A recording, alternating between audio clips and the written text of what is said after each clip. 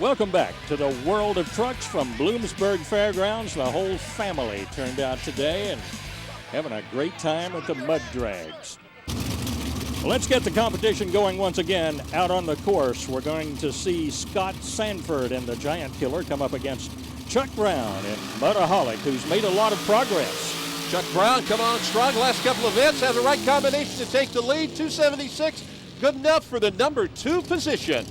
And with that, Rick, we'll go from the Mudaholic to Otis, Jim Otis, that is. Let's check in with Doc. Not going to be taking over the lead spot right there, but a pretty good effort. A good-looking ride here. You can see the nitrous oxide bottle right here. That's the signature of the Class 4, this nitrous oxide class. And some guys have been complaining the track's just been a little bit slippery. Your thoughts on that? It's pretty good. I think it's all right. What about the line coming off? I'm in second. That's good. Yeah. It's everything is good. This is the first time with this nitrous system. Oh.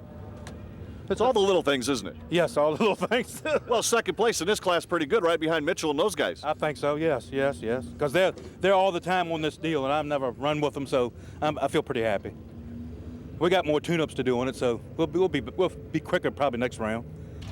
And Rick, as you know, anytime that it's a first time for something, there are always going to be bugs and kinks to work out.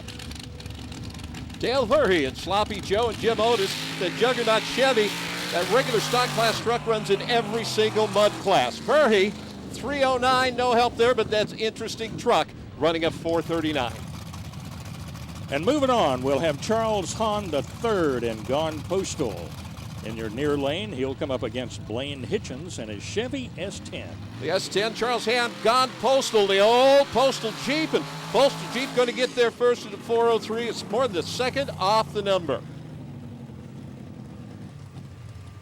It's time now for Product Highlight, featuring some of the most interesting and innovative products available for your truck.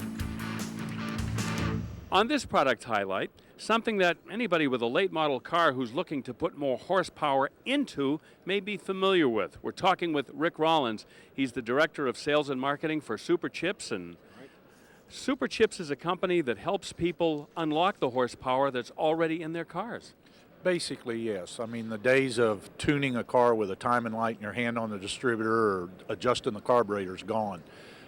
So what we do is make the engine, we tune it as efficient as it can be, which is, of course, going to release horsepower, torque, and in most cases increase fuel mileage.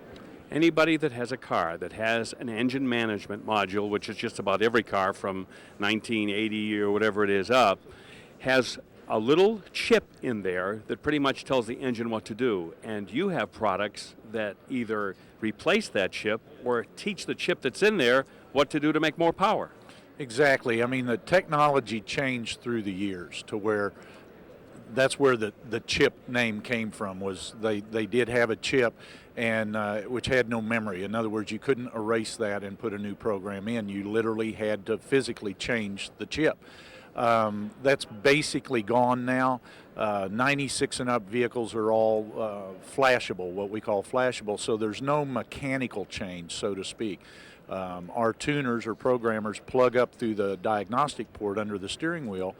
It reads the code or the tuning in that vehicle, lifts it out, holds it in the tuner.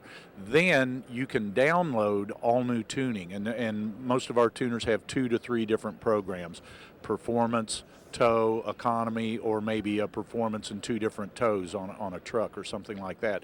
So we're pulling the mind out, the brain out, and putting a new way of thinking back into the truck.